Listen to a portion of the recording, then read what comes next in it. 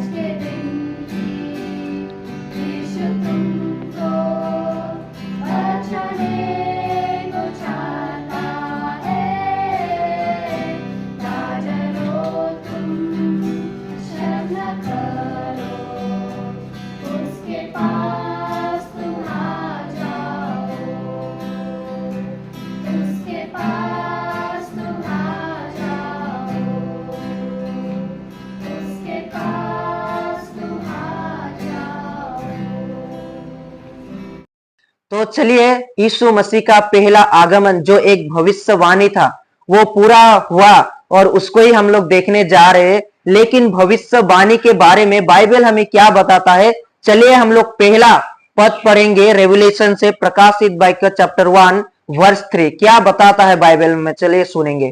प्रकाशित वाक्य chapter 1 verse 3। धन्य है वो जो इस भविष्यवाणी के वचन को पढ़ता है और वे जो सुनते हैं और इसमें लिखी हुई बातों को मानते हैं, क्योंकि समय निकट है। तो हम लोगों ने देखा कि बाइबल बताता है धन्य है वे जो भविष्यवाणियों को सुनता है, धन्य है वे जो भविष्यवाणियों को पढ़ता है और धन्य है वे जो मानता है। तो हमें इस विषय के ऊपर में ध्यान देना है क्योंकि परमेश्वर ने कहा है धन्य है वे जो सुनता है, पढ़ता है और मानता है। तो चलिए जो भविष्यवाणी हम लोग देखने जा रहे, यीशु मसीह का इस संसार में आने का पहले का जो भविष्यवाणी किया गया था उसको देखने जा रहे हैं। और हमें ये सोच में रखना है कि यीशु मसीह इस संसार में आया नहीं था, हजारों वर्ष पहले ही ये भविष्यवाणी किया गया था कि इस संसार में बर्थ ऑफ द सेवियर, जो उद्धार करता है, जो हमें बचाने वाला है, इस संसार में आएगा। तो चलिए बाइबल में हम लोग पुराने नियम में देखते हैं यशायाह चैप्टर 9 वर्स 6 क्या कहता है, चलिए पढ़ेंगे। आइज़ाया चैप्टर 9 वर्स 6, क्योंकि हमारे लिए एक बालक उत्पन्न हुआ, हमें एक पुत्र दिया गया है, और प्रभुता उसके कंधे पर होगी, और उसका नाम अद्भुत युक्ति करने वाला, पराक्रमी परमेश्वर, अनंत काल का पिता और शांति का राजकुमार रखा जाएगा। तो हम लोगों ने देखा यशायाह चैप्टर 9 वर्स 6 में कि हमारे लिए एक पुत्र दिया जाएगा बताया गया, और वही प्रभुत्व करेगा, वही शांति का राजा होगा। तो पुराने नियम में जो लिखा गया था वो नया नियम में कैसे पूरा होता है, चलिए मेरे साथ आप लोग देखिए, मेरे साथ बाइबल खोलिए Luke chapter 2 verse 11। Luke chapter 2 verse 11 कहता है कि आज दाऊद के नगर में तुम्हारे लिए एक उद्धारकर्ता जन्मा है, और वही मसीह प्रभु है। तो हम लोगों ने देखा जो पुराने नियम में बताया गया था, एक पुत्र दिया जाएगा, एक पुत्र जन्म लेगा जो हमारा उद्धार करता है, और वही नया नियम में बता रहा है कि उसका जन्म हो चुका है, और वो कौन है, हमारा यीशु परमेश्वर जो हमें उद्धार करने वाला है, वो मेमना है। तो चलिए दूसरा उसके बारे में हम लोग सीखेंगे और हम लोग पढ़ेंगे। दूसरा जैसे कि हम लोगों ने सीखा उसका बर्थ के बारे में, उसका जन्म के बारे में इस संसार में, और अभी हम लोग सीखेंगे उसका नाम क्या रखा जाएगा। चलिए हम लोग पुराने नियम में देखेंगे यशायाह chapter 7 verse 14। Isaiah chapter 7 verse 14, इस कारण प्रभु आप ही तुमको एक चिन्ह देगा, सुनो, एक कुंवारी गर्भवती होगी और पुत्र जनेगी, और उसका नाम इमानुएल रखेगी। तो यशायाह 7:14 में हम लोगों ने सुना, बाइबल बताता है पुराने नियम में कि उसका नाम इमानुएल रखा जाएगा, और वो एक कुंवारी से इस संसार में जन्म लेगा।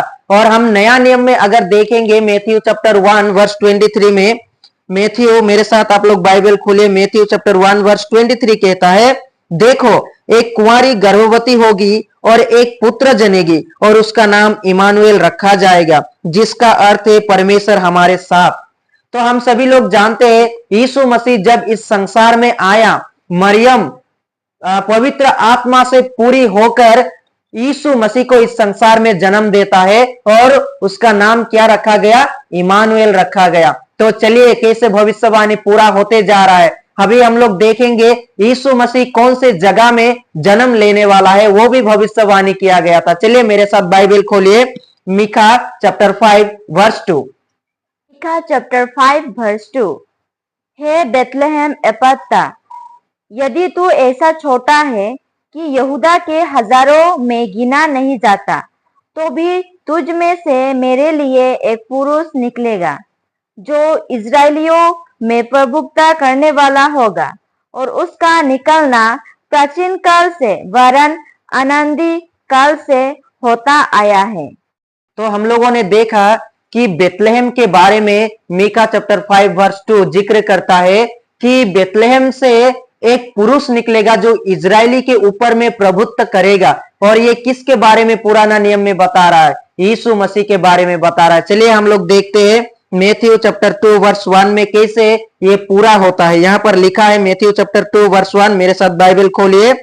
यहाँ बाइबल बताता है, हेरोदेस राजा के दिनों में जब यहूदियों के बेथलेहम में यीशु का जन्म हुआ। तो नया नियम में कैसे वो भविष्यवाणी पूरा हुआ, अगर हम लोग देखेंगे तो यीशु मसीह का जन्म कहाँ हुआ, बेथलेहम में हुआ था।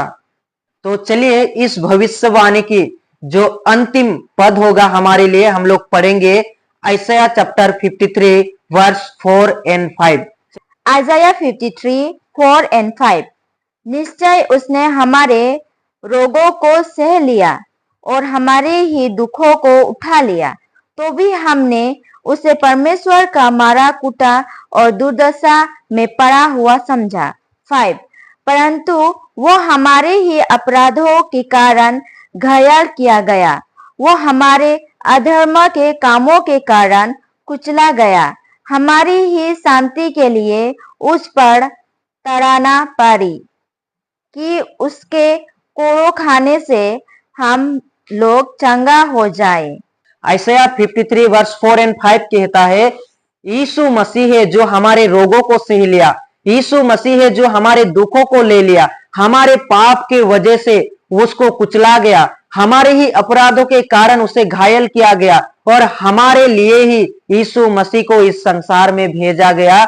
और बता रहा है ये एक भविष्यवाणी जो नया नियम में पूरा हुआ। बहुत सारे लोग ये कहते हैं यीशु मसीह खुद को उस क्रॉस में क्यों नहीं बचाया, ये भविष्यवाणी किया गया था। दोस्तों मैं बताना चाहता हूं, अगर आपकी पाप के वजह से यीशु मसीह नहीं मरता, अगर आपके अपराधों के कारण यीशु मसीह नहीं मरता, तो आज आपकी वो अनंत जीवन की आशा नहीं होता। और वही पूरा होने के लिए यीशु मसीह खुद को नहीं बचाया, आपके अनंत जीवन के लिए खुद को वो त्याग दे दिया। आपसे इतना यीशु मसीह प्यार करता है। चलिए हम लोग लास्ट वर्स देखेंगे।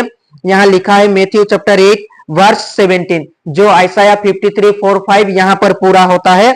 यहाँ लिखा गया है, ताकि जो वचन ईसाया भविष्य वक्ता के द्वारा कहा गया था वो पूरा हो, उसने आप हमारी दुर्बलताओं को ले लिया और हमारी बीमारियों को उठा लिया। किसके बारे में बता रहा है बाइबल?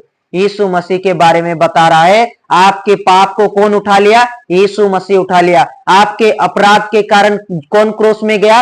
यीशु मसीह क्रूस में गया, ताकि आप लगातार अनंत जीवन की भागी हो सके। ऐसे ही आप लोग हमारे साथ जुड़े रहिए। परमेश्वर आपको बहुतायत से आशीष दे। आमीन।